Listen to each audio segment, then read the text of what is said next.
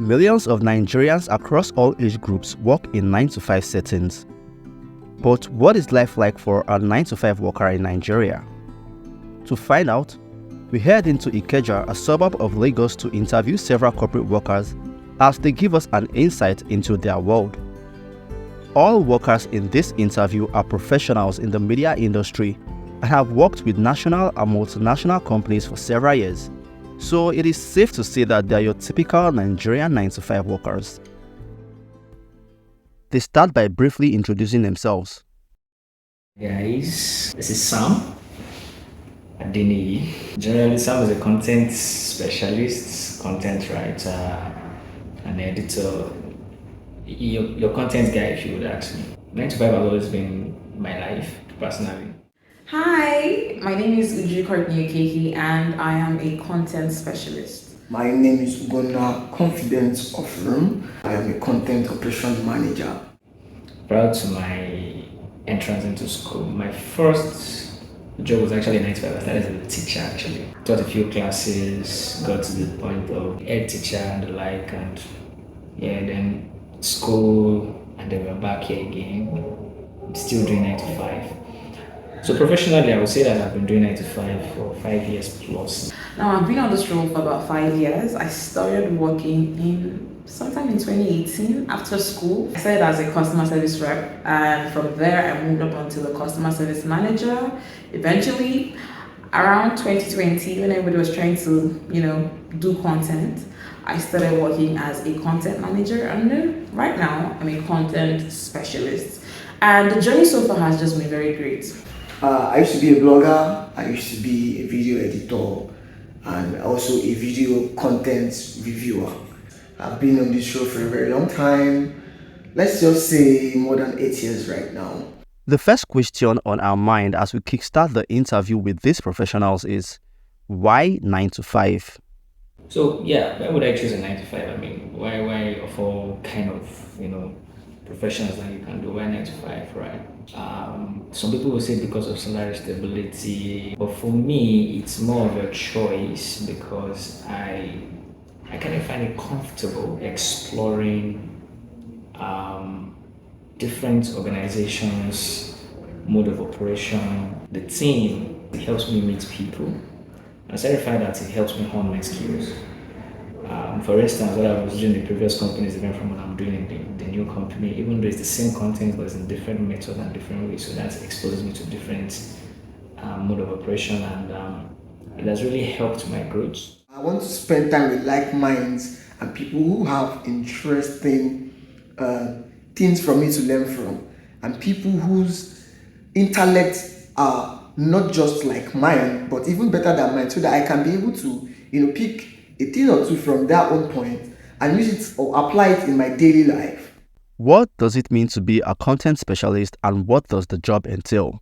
Content is key. Right now, everybody is all about putting something out there. And the fact that I am actually in charge of a particular, I know it's a small space, but it's something, right? I'm in charge of doing that, reviewing articles, editing them, reviewing videos, filtering content. It's just crazy and it's beautiful. Before I came into this industry, I didn't even think there was a job like that. Yes, I knew that there was content, but I didn't know that there was a job like that. And when I even tell people about it, this is what I do, they're like, wow, that must be very fun. You're always watching videos, but it's just very beautiful. It's amazing. It's been challenging, but yeah, I like it.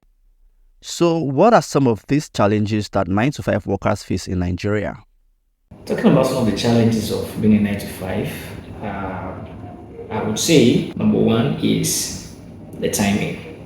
You do not really have control of your time. Sometimes you go to bed late because you have to meet deadlines with work. I've had situations where I had to work 7 days a week. Those periods were quite challenging because I really didn't have any day to myself. Challenges of a 9-to-5 are transportation. Especially if you're working in Lagos, Jesus Christ. Moving from one location to the other, especially from your house to office, can be very challenging and sometimes can affect your day's productivity. If you're in Lagos, you'll be able to relate to what I'm saying. Why? Because it's not this traffic that's giving you a headache, or there's one conductor somewhere that's wanting your change and ready to give it to you. or the driver itself just there to know that, this morning just want to be crazy, and then you'll be like, what in God's name is going on? In the 90s and early 2000s, the transportation system in Lagos was a total mess. The major means of transportation were rickety lorries and buses, popularly known as molues and danfos. These vehicles were often in bad shape, smoky, crowded, and very uncomfortable. All these, combined with the city's trademark heavy traffic, made it a miracle of sorts for anyone to have a productive workday after getting to the office. But these days, things have improved a bit. There are now BRT buses, as the majority of the rickety lorries or molues have been phased out. However, the danfo buses still remain, and the city continues to be bedeviled by its notorious traffic.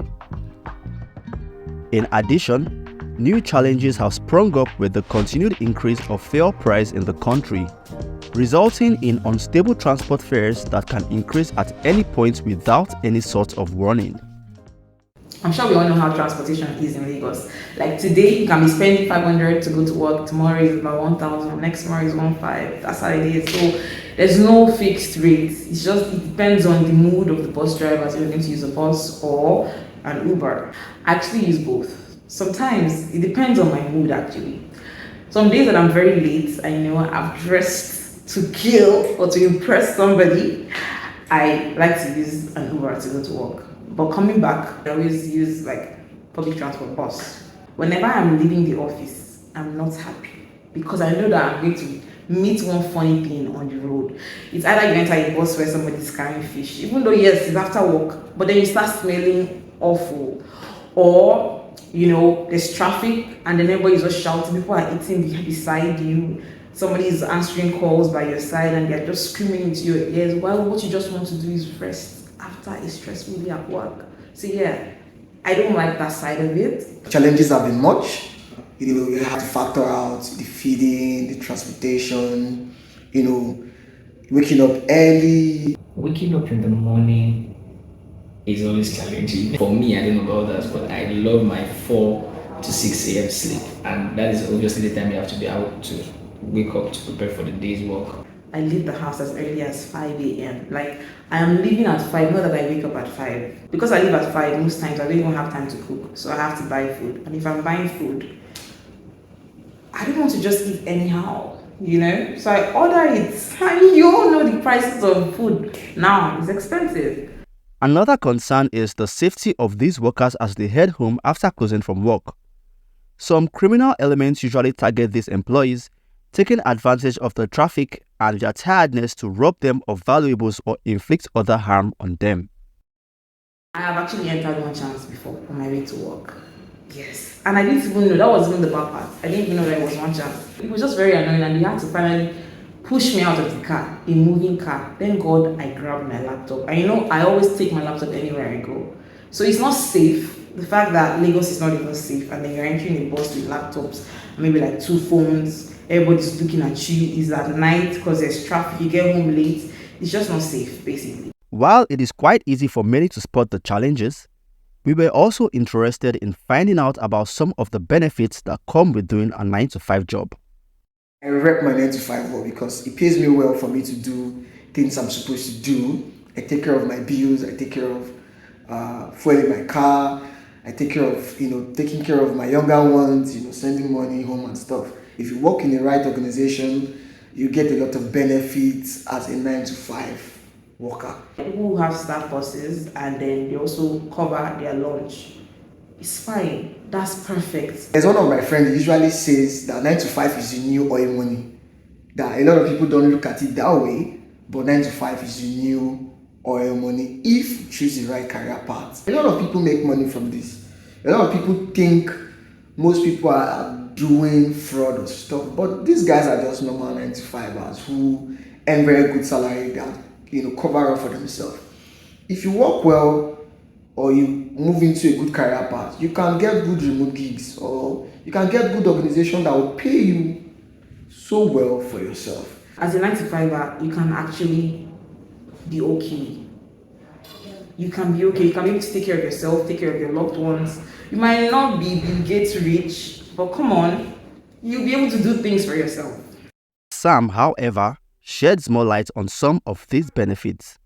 If you're going to 9 to 5, you need to be ready for the long haul, in the sense that you will not hit it, you might not hit that expected salary in 2 years, in 3 years, or 4 years, if you would ask me. It might take you way much more than that. But if you find, number one, your interests and you're consistent with it, over time you're going to begin to get the check that compensates for the effort you put into building yourself. Away from benefits, around the world, more women are beginning to get more recognition in the corporate world and have been able to attain great heights. So, what are the prospects for women in the Nigerian 9 to 5 space? So I think that, women that are 9 to 5ers have equal opportunity to grow. I'll use myself as an example. I started working straight out of school, like I said before. So in my mind, I'm like, anything that happens, let it just happen. After all, I don't even have any experiences, right? But 2-3 years down the line, I was promoted.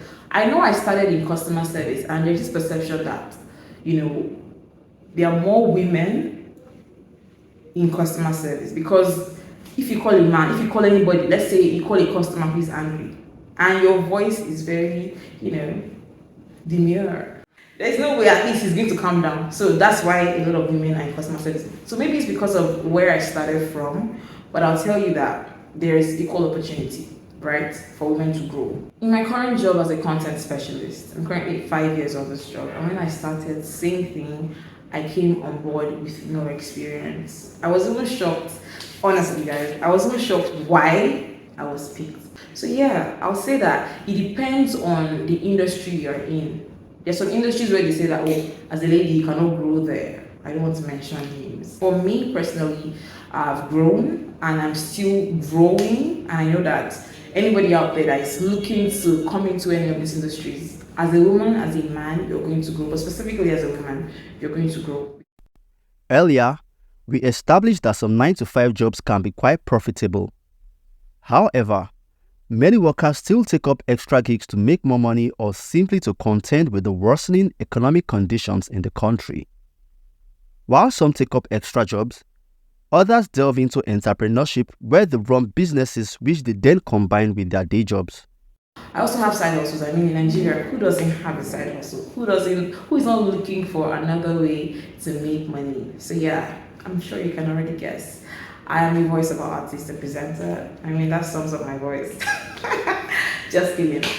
For workers who took the route of entrepreneurship, how can they combine it with their work to become more successful? You have to have a mode of understanding how business organization work, how to organize a team, control a team, bring like minds together, work with people who impact in your own ability to become more productive. As a 9 to 5 worker, you are no more or less like a businessman. The only thing you are doing is that you are selling your skills. So as a businessman, the man is just selling products and probably some services. But for you, you are selling your skills to your employer to pay you. All right. And I've been privileged to understand that you can build your career at 9 to 5 into something that will become a monumental success for you as a person, where you as a person becomes a brand that people want to associate themselves with, and then you're taking it up and higher to a different climb, all right, a bigger roles and the likes. For those looking to start their career with a 9 to 5 job, what are the pitfalls to avoid when applying for jobs? I know there's this thing that everybody's like, be a boss of your own, start your business, start something. Yes, I believe that. But at the end of the day, not everybody's meant to be an entrepreneur. Not everybody's cut out to be an entrepreneur. So most of us are still going to be 9 to 5ers. Most of us are still going to work for people. Most of us are still going to have bosses. And you just have to know how to navigate your way so that you can grow, right? So my advice to you all is that, one, before you apply for jobs, do your research about it. Don't keep it to yourself. I used to have a friend that would keep everything to herself, and then at the end of the day, you see that whenever she goes for interview, she doesn't ask the right questions. Now, even if she gets the job, she's not able to get opportunities because she was not able to ask the right questions. So do your research. Go on narrow land. type the company name, you read the JD exactly, yeah. Tweak your CV to fit the JD. That's the job description. Okay, not every job you see you're going to apply because there's a lot of scam everywhere. Let me tell you a quick one. There was this time I applied for a job. It was I think something in media, maybe voiceover or presenter thing. I can't remember, but it was media related, and we did series of assessments, interviews. Eventually, they said we had gotten the job. I think the pay was about $800. I was so happy. I didn't want to tell anybody. I was like, I don't want to jinx it, okay? And I kept it to myself. Eventually, they told us to get police reports or police clearance, something like that. And whenever you get to that point where they're telling you to bring police clearance, it means you have already gotten the job, right? They gave us options. They said either you get it from a police station or there was this website. They said you can pay to the website to get it. Now, from a police station, you pay about, I paid something somewhere between 50 to 40K, 40 to 50K. I'm not sure anymore. But on that website, it was 25 to 30K. So that one was cheaper. So the catch is that everybody's going to run to the cheaper one. Because I mean, we're all looking for jobs, right?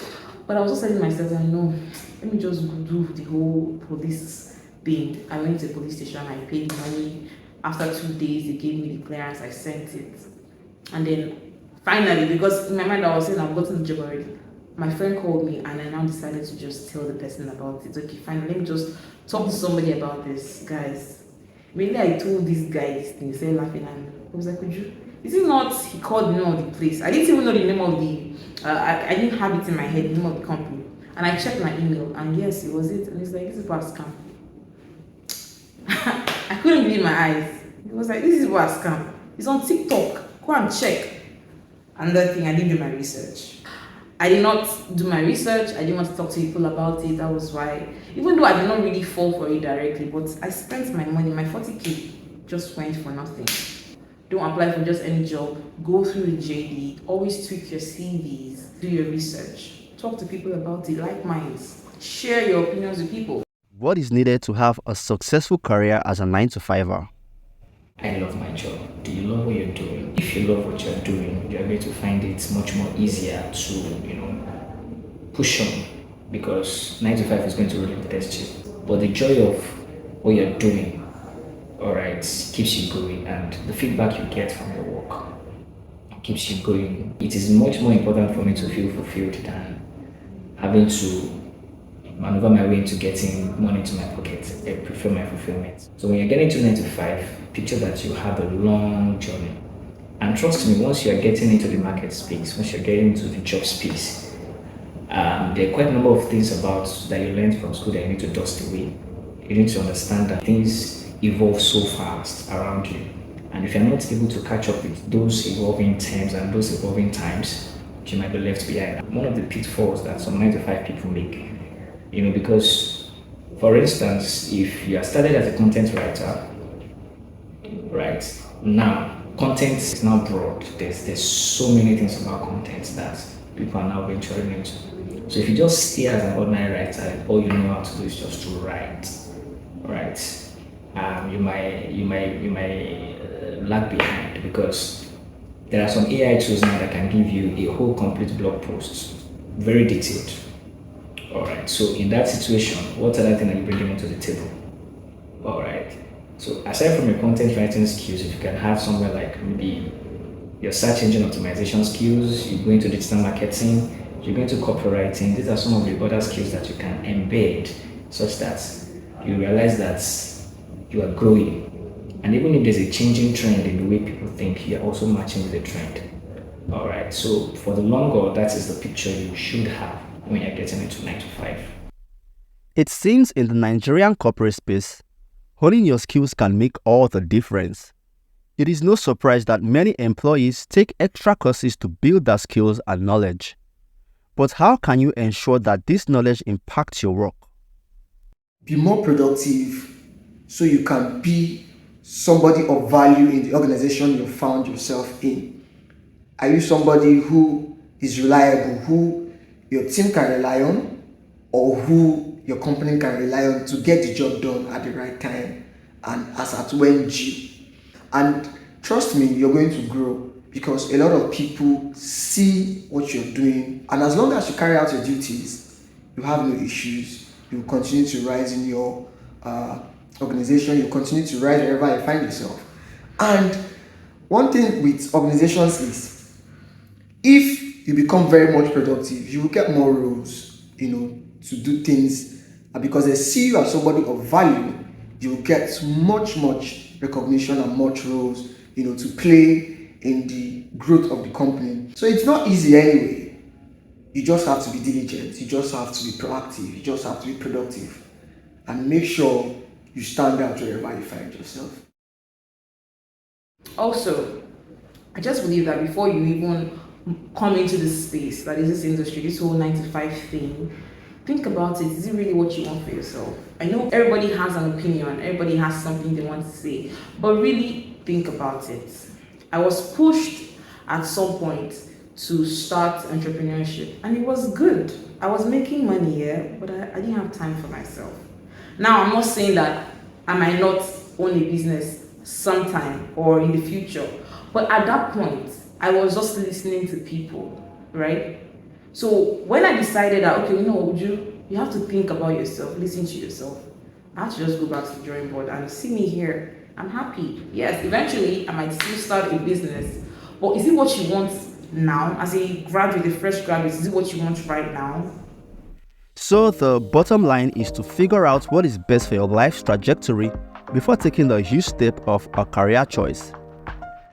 Our take home from this interview is that it can be quite challenging doing a 9 to 5 job in Nigeria, and while some of these challenges can be easy to control, others that are as a result of poorly developed infrastructure and societal decay may prove to be more difficult to deal with. If the government does not do more in their efforts to combat these problems, such challenges will remain for years to come and may even get worse. Although 9 to 5 jobs can be quite profitable, in most cases these benefits are not widespread, and many workers still have to engage in side hustles to keep afloat in a dwindling economy. One thing that stands out, however, is the fact that many workers derive satisfaction from their jobs because they love what they do and they are actually able to pick relevant skills, which can in turn create better opportunities for them in the future. So, in all this, the big question is, what is the fate of the 9 to 5 worker in Nigeria? Do you have interesting experiences to share with us on this topic? Kindly do so in the comment section below. A special thanks to all who sacrificed their time and allowed us to interview them despite their busy schedules. Thank you too for sticking with us on this episode. Feel free to support us by subscribing, as we hope to catch you on the next video.